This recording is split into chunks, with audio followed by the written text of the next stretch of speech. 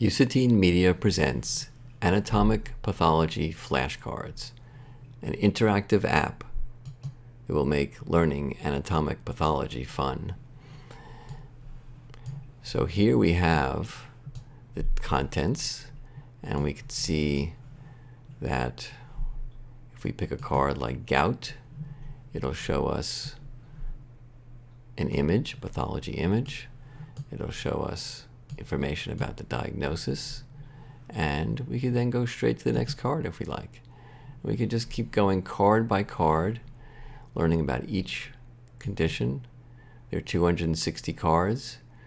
Here's Kaposi's sarcoma from a violaceous nodule on the left leg. You can see how vascular this is, and we learn about its connection to the human herpes virus 8, which we finally know. We didn't know at the beginning when we first started seeing Kaposi's sarcoma in HIV-positive men in the 1980s. Now we know a lot more about it.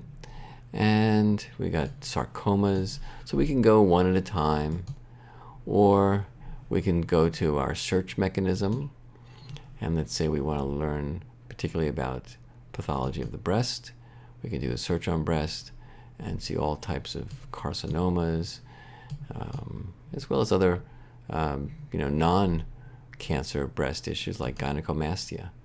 Now, gynecomastia I looked at earlier, and I put in a little note to show how you can create a note like this is normal in adolescent boys. A lot of adolescent boys will have this during their early puberty, and then it often goes away. But so we are able to put notes on these cards. We're also able to mark each card as something we either know or don't know, and that allows us to go back and see what we've looked at before. So for example, if I looked at the bookmarks, it'll show us things that I bookmarked as I don't know. I need to go back and learn more about osteoblastoma, things that I feel that I've know sufficiently well that I'm not going to need to go back.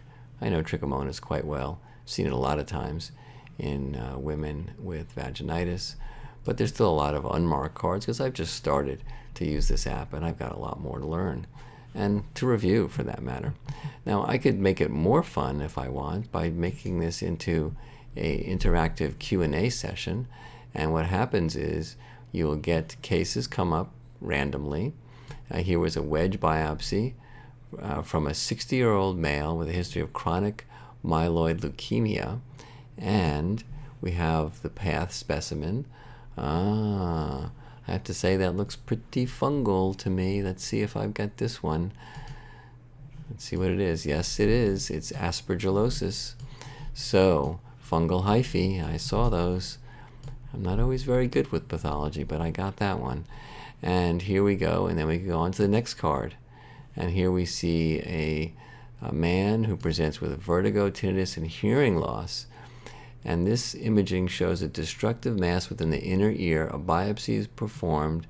What is the diagnosis? This is interesting. I don't know that I'm going to venture a guess. I think I'm just going to say reveal answer. Let's see what we get.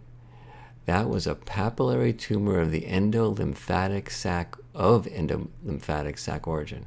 Now that is something that I do not know much about, but this is a way to learn, and that's the good part. Now I've learned something that I didn't know. And let's see, here's a testicular lesion. That is scary. If we had to do a testicular biopsy in a, middle-aged man, that's interesting. Let's see what that's going to show. He does have a tumor. Well, that's what happens to the testes sometimes. And fortunately, actually only 10% of these tumors are malignant. So maybe the prognosis would be good. We can look further into that. But at this point, we're looking at the differential diagnosis and other things. So we've learned something about this. But we could go to the card itself, and once we're at the card, we could learn. We can mark the card that is something we might want to do, because we still don't know enough about this. So let's mark this card, and now we know that this is something we want to learn more about. And we can even put a note about this. Let's sort of look into prognosis issues, and we can go back, and so we can make all kinds of notes to ourselves. But really, this is not about treatment and prognosis. This is about the pathology. And we have our contents. It tells us all about the various different areas of pathology, from cardiovascular to, let's see what else we've got. We've got all kinds of good stuff here. We've got dermatopathology. That's an area that I'm interested in. We can look at a pyogenic granuloma, all kinds of stuff, and nice pictures too. So we've got this. We've got our search, which we reviewed for you. And if we want to start a new search, we just type in here, and let's say we don't know how to spell something very well. What can we pick up? I don't know. I'm not sure if this will be in there, but let's say we put in it's there. Pheochromocytoma, always a challenge. And here is a picture of a pheochromocytoma from its pathology perspective. That is very interesting. And let's go back and learn more about this later. So we'll say we don't know enough about the pathology, even though we may know something about the clinical part. So we've got our search, we've got our Q&A for just having fun with some questions. We've got bookmarks, all these things that we don't know, that we do know, that are still unmarked because we haven't reviewed them yet. And then we also have any notes that we've created.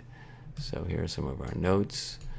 And then we can learn more about the app, like who were the authors, and finally that this was developed by Usatine Media. I'm Dr. Usatine. It's been a pleasure going over this with you. And our developer is Peter Erickson, who has learned to take things that are on paper and in books and make them fun electronically. And that's what's great about this. You can carry it on your iPhone, take it out when you're waiting in line to learn some pathology. You could carry it on your iPad and see big screen images with really nice resolution on these lovely pathology photographs. This just makes learning so much more fun, and it's always with you, and that is just a great tool to have. So I hope you've enjoyed this presentation, and I will sign off and wish you a good day.